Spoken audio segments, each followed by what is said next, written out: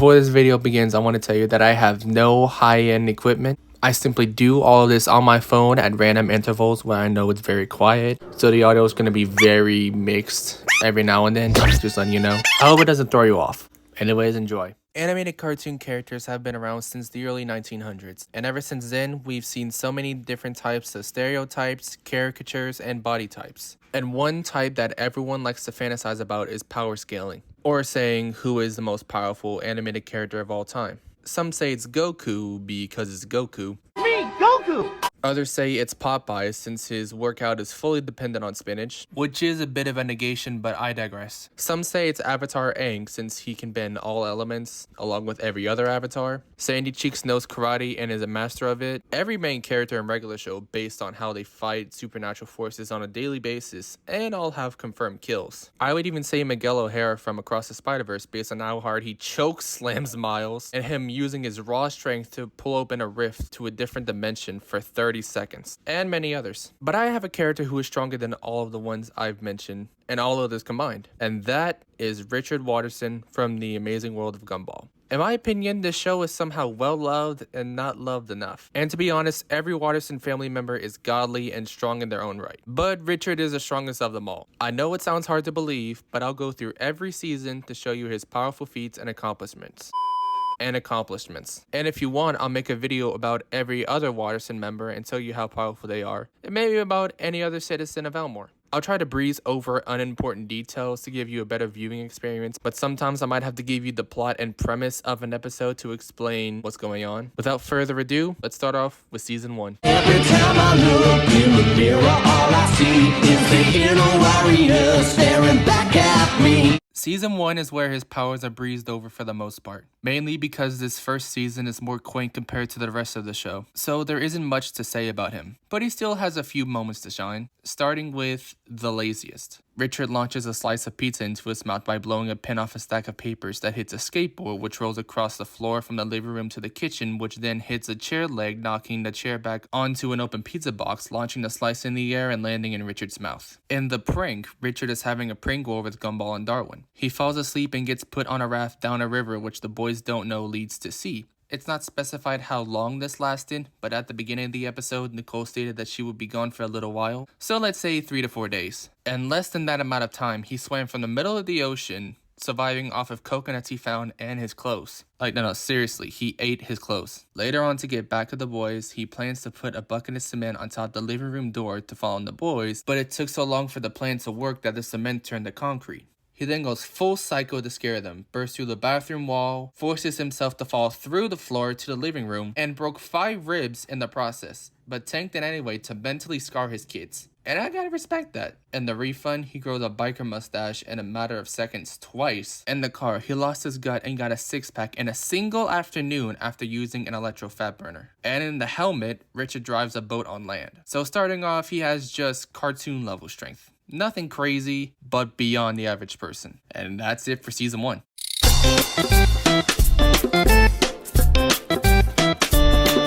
Season 2 already is ballsy with his power scaling.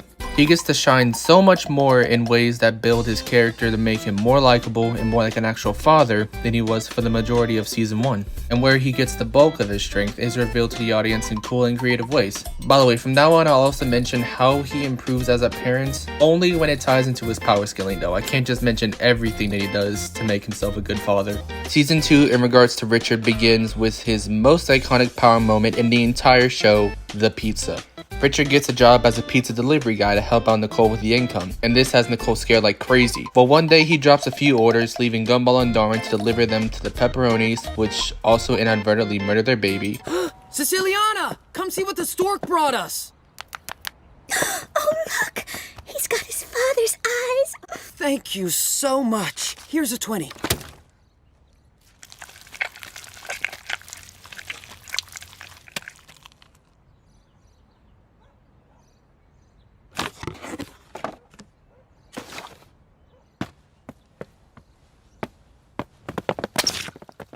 Mr. Small and the Bananas. Well, throughout the episode, strange things happen around Richard without him knowing. First, he spits some bars.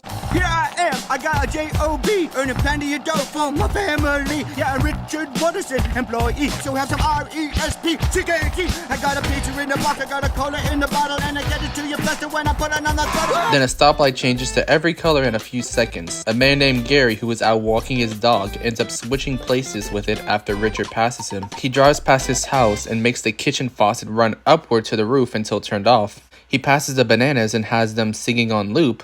And this is where he really begins to show us his true power. He makes the sun disappear at noon. He makes it snow in June. He alters gravity. And then he begins to tear apart the fabric of the universe.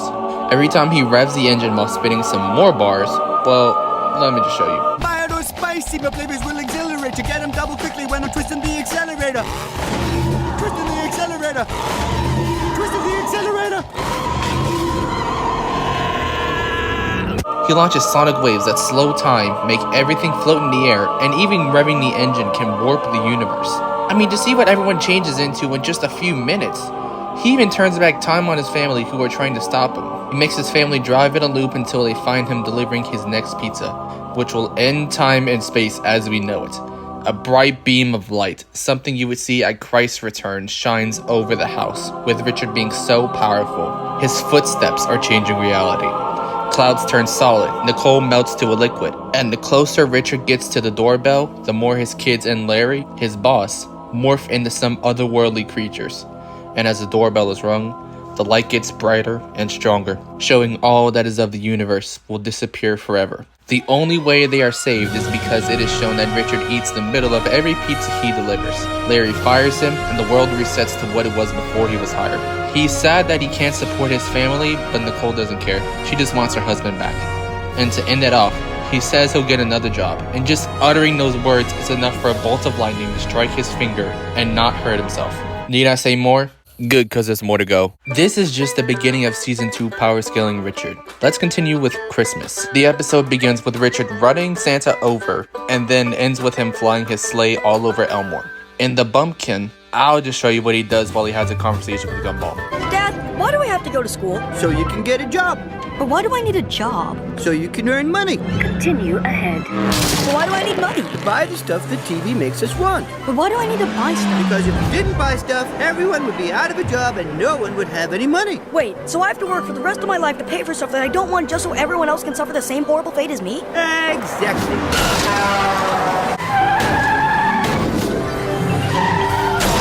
You have reached your destination. He ends up doing the same thing at the end of the episode, saving one of Gumball's friends, Idaho, by taking a shortcut that lets him take an hour-long trip in less than 3 minutes. In the game, Richard is able to change his appearance in split seconds for a bet. He can appear from the air from any direction, similar to a vampire. And to end here, Richard also has control over every part of his body, as shown in the limit and the tape. Now, as you can see, Richard is being built up in power slowly. Makes sense, as any anime character doesn't have the strength of a god starting off. I mean, was Goku able to bench press planets immediately? No, but before we go on, I forgot that in the plan, Richard can smell what you ate from inside your stomach. I thought about leaving this fact off the list because it didn't really happen, as it was all in the kids' heads when they were making a plan. But some iconic moments with him happen in thought and not reality, but everyone considers what he does in his imagination canon and reality, unless it is shown that to not be the case. Now that that's out of the way, let's move on to season 3.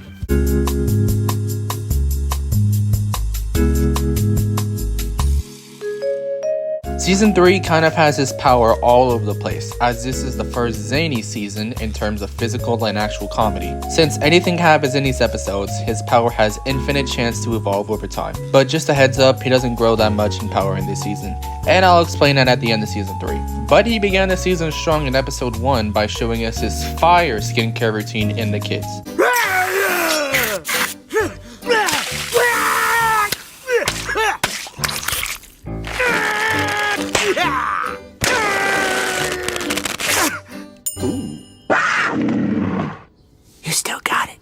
The joy shows us that his love in the form of a wonder hug is so powerful and contagious that it turns the entire staff and all the students of Elmore Junior High into love zombies that drool rainbow saliva in place of blood, since this is a kids show. By the way, give this a watch if you want. I recommend it highly. Whenever the show wants to be scary and creepy, it works wonders. And the puppy, he can deduct where a van that is commonly called the Awesome Store by the whole town is located by spewing random words. We're here, and we know the store was here. And if we draw a line between them, it spells the letter I. And we all know that there's no I in team, so we know that the van isn't in a sports center. But look what happens when I draw a line here and here. The Trident of Poseidon, Lord of the Sea. You know what that means? The store is waiting for us at 475 West Elmore Boulevard. The recipe shows us that he has such a strong connection to food that he can feel their emotions and their pain. He can find a burnt toast in the trash, 100 other pieces in a shed. It even has an Obi-Wan-esque moment when they all get soaked to death. And believe it or not, this is where his power scaling ends for this season. Season 3 was more of pushing the boundaries of the animation, comedy, and emotion, and how to make you feel for certain episodes. Plus, it was used to flesh out more side characters such as Sarah, Rob, Anton, Larry, Penny, and many more. It gave Nicole, Richard, and NIE's episodes to develop their character traits and make the family feel more natural. It was more of a calm before the storm for Richard. And Season 4 would do him justice.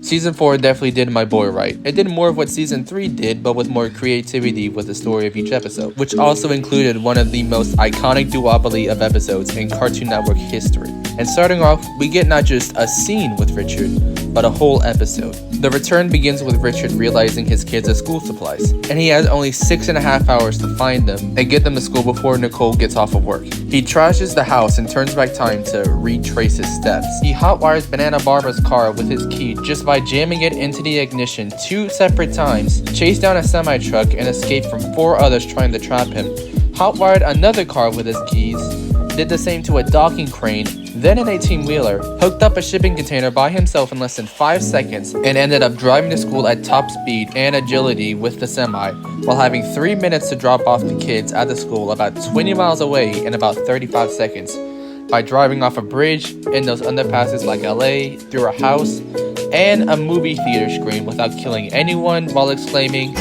am a good father!" and got his kids to school before the bell rang. Now that is a good father, and the first signs of Richard becoming stronger than Goku. Don't believe me? Well, let's see what else Season 4 has in store. In the check, the kid's new Grandpa Louie, gives the kids a check for $50, but forgot to put the decimal point on it, so everyone thought it was worth $5,000. And because no one can decide how to spend it, Nicole takes it to cash it at the bank. She needs to get the car fixed, but somehow can drive an invisible vehicle. What ensues is the most creative car chase where there are no cars, just the family making the noises and maneuvering their way to the bank. Richard drives a semi, at least that's what I can deduce from his attire and how the clutch works. Mainly just a visual gag for everyone to look at and laugh hard. In the routine, Richard is tasked with getting mayo for burger night. He gets dressed in a proper warrior's attire and sets out on a quest to the supermarket. He meets many people on his journey. A witch who sees a perilous fate for a night. A highway bandit who technically are in service of the government, but we are same, but different. But still same. And ogres.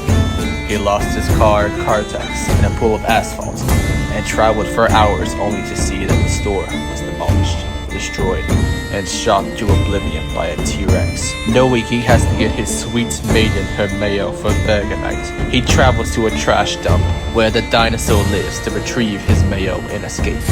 After a tense battle, he gets his mayo. It even finds Cartex in the dump. After being reacquainted with his brethren, he fights the monster until he finds a way to escape, and does so by tricking the T-Rex into a dead end and riding on its back to escape. He then returns home, the mayo in the fridge, and with him getting the rest he deserves. Truly a day well spent, still his family can enjoy their meal. In the uploads, Gumball and Darwin get trapped in the YouTube recommended page, or for them, the Elmore stream loop. Richard gives a review of a game that comes pre-built on computers called Calculator, and I'll let you watch it for yourself. Okay, it's called Calculator. You take a character, and you pick up a pair of binoculars, and you spot the treasure marked by the X, obviously. But be careful, because as soon as you get the treasure, there's this snake thing. But it's okay, because you can pick up the axe or the bow or the arrow and kill it. Then see what you've got. Hey, I got a new high score! There's a couple of little glitches with certain commands, like if I try to use the arrow with the balloon, see what happens. So, yeah, pretty good game, 8 out of 10, would play again. In the Origins Part 1, Richard straight up eats fire. Like, not even joking, he just eats fire. The signal is where I have to describe what the episode is about to explain what Richard can do. It's just a meta episode where the world is affected by a broken TV signal, and only Gumball realizes that something is wrong. He randomly lags, freezes, melts, and cuts to different scenes that end up making Darwin angry at him and almost ends their friendship. Now when this happens around Richard and the boys are fighting, Richard lags as if he is glitching like everything else, but he just did it to make the boys stop. And this is it for Richard in Season 4. He has evolved faster than anyone pictured or even imagined. We were just getting started with his true form being unleashed on the world. And this isn't even the limit of his power. We are in fact just getting started. Now let us commence forth to Season 5.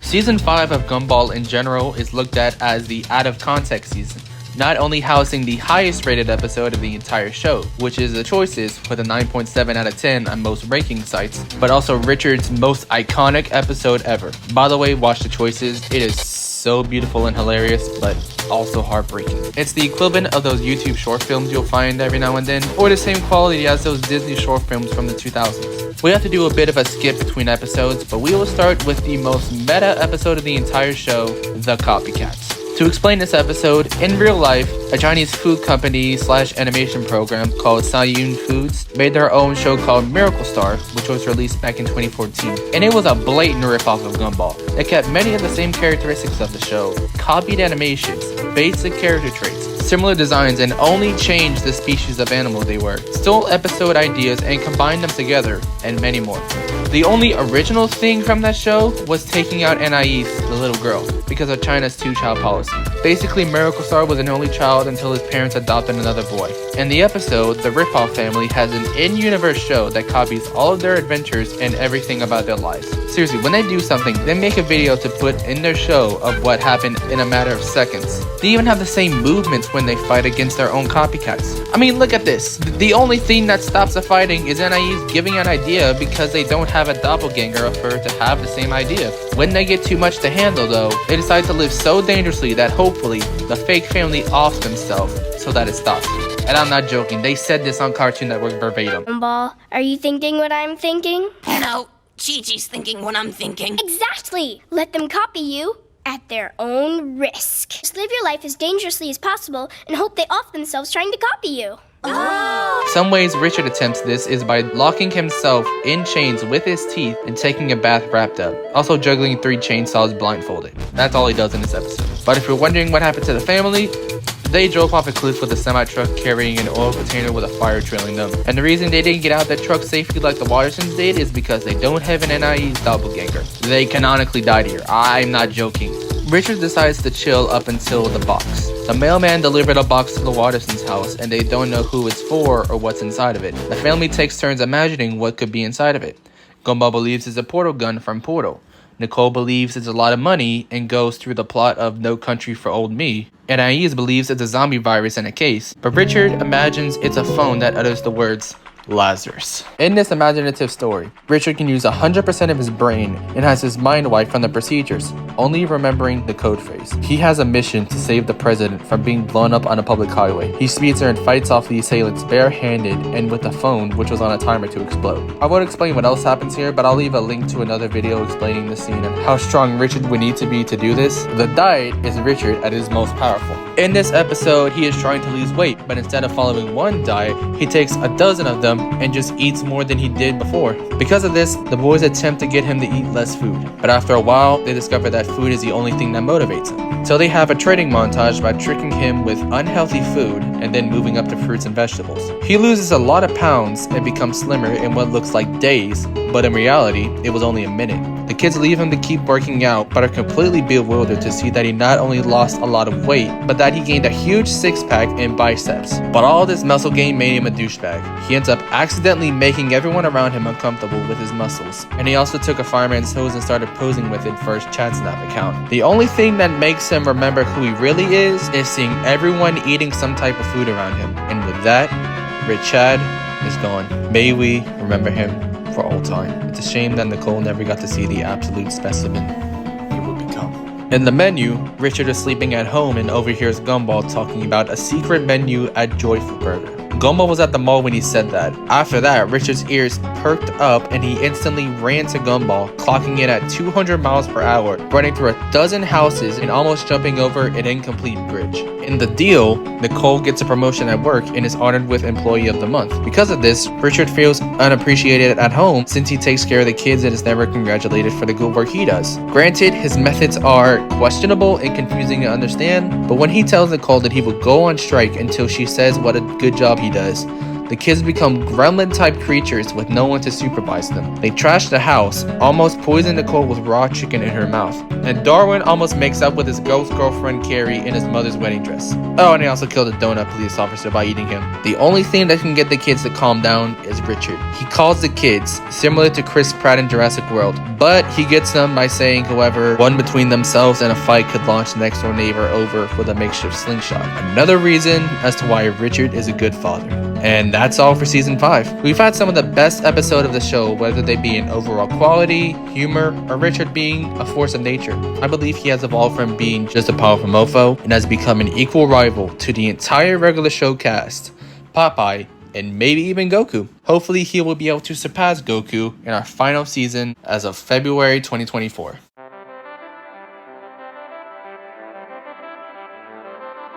Season 6 is a season looked at as more of a meta commentary on our modern world, at least around the 2016-2019 era. Trump was running and got into office, SJWs were running rampant, protests were popping out everywhere, and the LGBTQ community was gaining more ground in mainstream and media, conversation, and society as a whole. Many topics of what the show talks about still hold up in our modern day, almost 5 years after Season 6 ended. And while I am writing this, Season 7 is in production, just a little fact for y'all. And while Season 6 is the biggest season of the entire show, it is also the season that Richard's power scaling slims down, because this season was meant to not only fully develop his relationship with his estranged father, but also fully develop some other background characters, and also tease the then upcoming movie, which was supposed to come out sooner or later, but was delayed due to unforeseen circumstances. But there are still some worth mentioning. In the slip, Richard falls out of a plane and direct impacts a mail truck with no broken bones. And the way he found the mailman, he was on the phone with him and overheard some peanut oil boiling. And just from that sound, he was able to deduce where he was. There are only 3 restaurants that use that kind of oil. Joyful Burger, but they switched to large substitute because it was cheaper. Sloppy John's, Filthy Burgers, but they were shut down because of that whole rat burger incident. That only leaves that diner next to the pet cemetery, but they shut that down seemingly for no reason. This doesn't make any sense.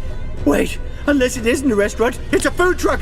Diagnosis Burger on the interstate! In The Possession, Richard bonds with a fridge from having it from a kid to an adult so hard that his fridge ends up sucking him into a wasteland of nostalgia. Their fridge stored memories because it was from the Awesome Store, and anything can be found in there, no matter how weird. And finally, in The Master, Richard makes the family bond over Dungeons and Dragons because they were mad at each other all day, and they end up working out their frustrations and forgive each other.